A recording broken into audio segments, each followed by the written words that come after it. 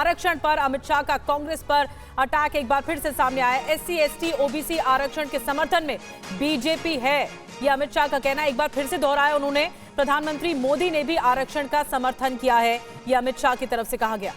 क्या कुछ कहा गया आपको सुनवाते हैं।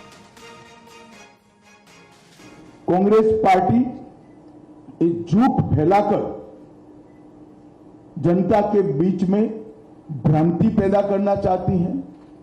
मैं ये बात स्पष्ट कर देना चाहता हूं कि Bharatiya Janata party ST, SC, OBC के आरक्षण की समर्थक है और हमेशा इसके संरक्षक के रूप में अपनी भूमिका निभाएगी। ये बात नरेंद्र मोदी जी ने भी कई बार सार्वजनिक भाषणों में स्पष्ट की। और इस बीच अमित शाह ने एक और बड़ी बात कही है, बड़ा बयान दिया है। मुस्लिम आरक्षण पर घेरा है कांग्रेस को। अमित शाह का अटैक सामने आया। कांग्रेस ने ओबीसी आरक्षण में डाका डाला है, ये अमित शाह की तरफ से कहा गया। कांग्रेस ने मुस्लिमों को ओबीसी कोटे में आरक्षण दिया। धर्म आधारित आरक्षण संविधान के मुताबिक नहीं है।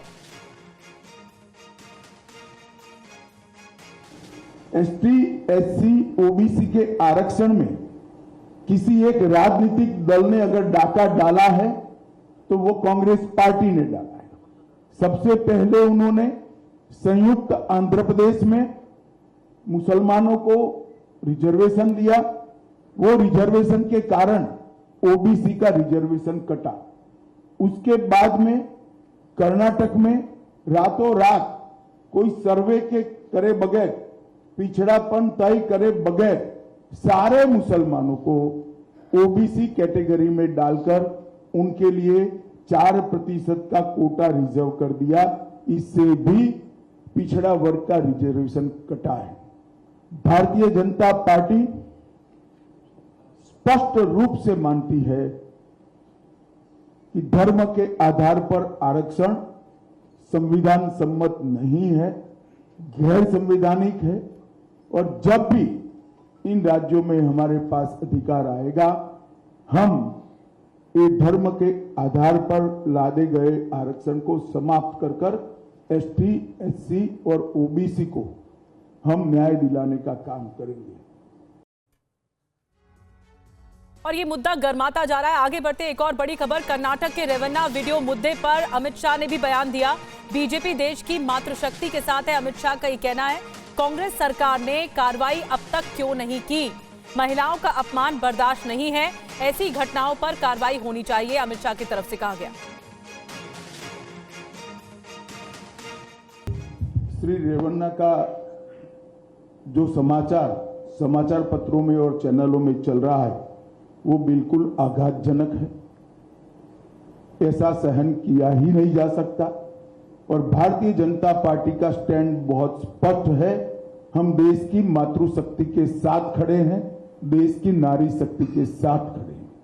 नरेंद्र मोदी जी का पूरे देश को एक कमिटमेंट है कि कहीं पर भी मातृशक्ति के अपमान को सहन नहीं किया जाना।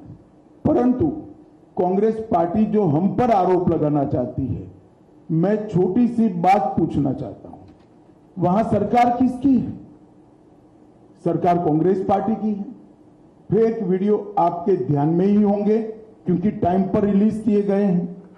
और अब तक कार्यवाही कांग्रेस पार्टी ने क्यों नहीं की? कार्यवाही हमने नहीं करनी है। ये लॉ एंड ऑर्डर का इश्यू स्टेट का इश्यू है। प्रियंका जी हमसे सवाल पूछ रही है, मैं प्रियंका जी को कहना चाहता हूं, नरेंद्र मोदी जी और मुझसे सवाल पूछने की जगह आपके मुख्यमंत्री, उप मुख्यमंत्री को सवाल करिए कि आपकी सरकार क्या कर रही है, क्यों जांच नहीं हो रही है।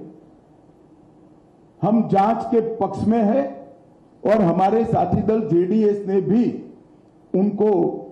उन पर कदम उठाने की घोषणा की है। आज शायद उनकी कोर कमेटी की मीटिंग है और कदम उठाए भी जाएंगे। इस प्रकार की घटनाओं को सार्वजनिक जीवन में, समाज में या निजी तौर पर कहीं पर कोई स्थान नहीं होना चाहिए। कठोर से कठोर कदम उठाने चाहिए। ये भारतीय जनता पार्टी का स्टैंड अपर है और उसमें कोई कंफ्यूजन भारतीय जनता पार्टी में किसी स्तर पर नहीं है।